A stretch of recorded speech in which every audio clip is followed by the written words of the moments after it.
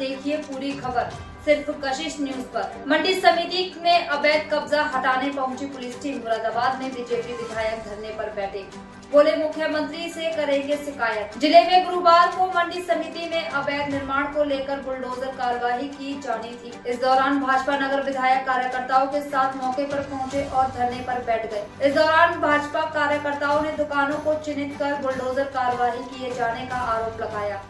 मंडी समिति में हंगामा की जानकारी मिलते ही पुलिस और प्रशासनिक अधिकारी भी मौके पर पहुंच गए। भाजपा विधायक ने मंडी अधिकारियों से कहा कि बुलडोजर कार्रवाई करने की जगह समस्या का समाधान निकाले। 1980 में मंडी समिति की स्थापना। नगर विधायक रितेश गुप्ता ने आरोप लगाया कि भाजपा के कार्यकर्ताओं को चिन्हित कर बुलडोजर की कार्रवाई की जा रही है। इस बात को मुख्यमंत्री के सामने भी रखूंगा। उन्होंने कहा कि 1980 में मुरादाबाद में मंडी समिति की स्थापना हुई।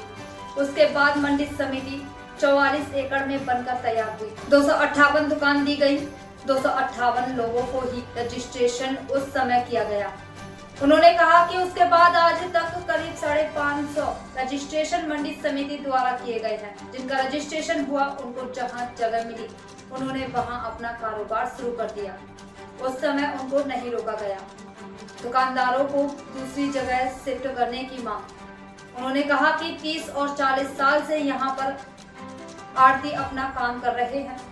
उन्होंने आरोप लगाते हुए कहा कि एक हफ्ते पहले सिटी मजिस्ट्रेट और मंडी समिति सचिव के साथ यहाँ पर बुलडोजर लाया गया और आड़तियों को बिना जानकारी के बिना दुकानों पर कार्रवाई की गई।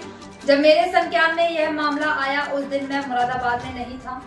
बाद में मैंने अधिकारियों से कहा कि पहले उन दुकानदारों को कहीं दूसरी जगह शिफ्ट किया जाए जो लोग अवैध हैं। दुकानें हैं उनको बुलडोजर चलाने का काम यहाँ पे किया गया है। भारतीय जनता पार्टी के ये कार्यकर्ता तन मन धन से पार्टी की सेवा कर रहे हैं। उसके बदले में ये अधिकारी उनको ये इनाम दे रहे हैं कि उनको चिन्हित करके उन पर बुलडोजर की कार्रवाई की जा रही है। माननीय मुख्यमंत्री का सीधा निर्देश अधिकारियों को है कि रेहड़ी पटरी वालों को, व्यापारी को, फल सब्जी वालों को पहले बसाने का काम करें, उसके बाद उछालने का काम करें। हम भी ये कह रहे हैं, हमने भी ये मांग रखी। पहले जो यहाँ पे 500 से अधिक आड़ती हैं उनको आप प्रॉपर बैठने की व्यवस्था दे दीजिए, बना दीजिए। उसके बाद आप जो आपको लगता है इलीगल उसको हटा दीजिए।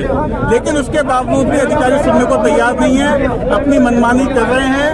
मैंने डीएम साहब से बात करने का प्रयास किया था। डीएम साहब से मैंने कहा भी था कि बहुत गंभीर विषय ये है, लेकिन डीएम साहब से मेरे को नहीं मिल पाया। मैंने कल भी ये बुलडोजर की कार्रवाई यहाँ पे होनी थी। जब मेरे संज्ञान में आया तो मैंने एसएसपी साहब से निवेदन किया कि आज ये बुलडोजर यहाँ पहुँच रहा है, तो कल शायद मेरे को लगता है कि कप्तान साहब के हस्तक्षेप की वजह से कल बुलडोजर नहीं आया। लेकिन आज फिर बुलडोजर आया और टारगेट करके भारतीय जनता पार्टी के पदाधिकारियों के खिलाफ कार्रवाई की जा रही है, जिसका मैं सख्त विरोध करता हूँ। आज मैं विधायक हूँ तो भारतीय जनता पार्टी के पदाधिकारी की वजह से और इस जनता की वजह से मैं विधायक हूँ। मैं इस जनता के साथ खड़ा हूँ, भारतीय जनता पार्टी के पदाधिकारी के साथ खड़ा हूँ। मेरे को धरने पे जितना समय भी बैठना पड़ेगा मैं बैठूंगा और इस तुगलकी फरमान के खिलाफ मैं हमेशा विरोध करूंगा। विधायक जी एक बात बताइए, 27 का चुनाव आने वाला है, इस तरीके की यदि कार्यवाही चलेगी तो आपको नहीं लगता कि इम्पैक्ट पड़ेगा उस पर? कुछ अधिकारी, आपको ध्यान होगा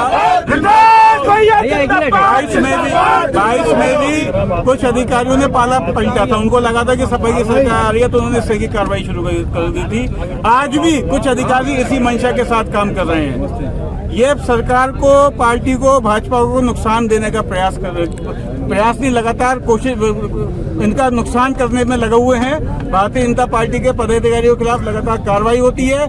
कोई व्यक्ति थाने में जाता है, मैं बताता है कि भाजपा के पदाधिकारी उससे वहाँ चौकी का बैठा हुआ सिपाही दलों का बदतमीजी करता है। तो आपने लखनऊ में अधिकारियों को इस बात की जानकारी दी? मैंने पूरी जानकारी दी है। ऊपर और भी मैं जाऊंगा, इस विषय को माननीय मुख्यमंत्री के सामने रखूंगा कि ये स्नेह का बदनाम करने का प्रयास सरकार को कुछ अधिकारियों के द्वारा किया जा रहा है। तो अब कब तक बैठने वाले हैं प्रोटेस्ट पे?